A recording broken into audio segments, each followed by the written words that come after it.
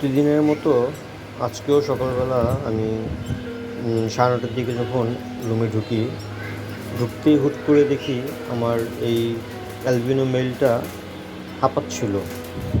তো যতটুকুই বুঝলাম এটা সম্ভবত গরমে স্ট্রোক করছে, তাই আমি তাড়াতাড়ি ফ্যানটা ছেড়ে ওকে একটু ফ্যানের বাতাস দেওয়ার চেষ্টা করতেছিলাম।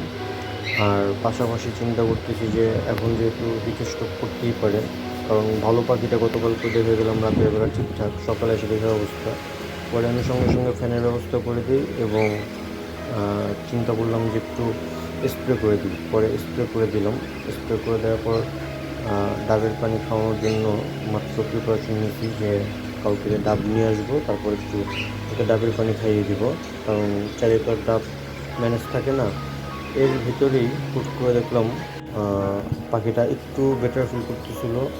প্রায় 2 ঘন্টা নিচে থাকার পর হুট করে দেখলাম ওই উপরে উঠে ফিমেলটার সাথে একটু মানে আবারও ওই ঠোকঠুকি করতেছিল। তার একটু পর আবার নিচে নেমে গেলো। নিচে নেমে যাওয়ার পর পাখিটা দেখলাম যে আরও খুব বেশি ছটফট করা শুরু করলো। তো আমি এর ভিতরে চিন্তা করলাম যে একটু স্যালাইনের ব্যবস্থা করে দিই। তো আমি ওকে ইলেকট্রোমিন স্যালাইনটা দিলাম। আর স্যালাইন দেওয়ার একটু পরই দেখলাম যে খায়ওনি, পাখিটা ডেড।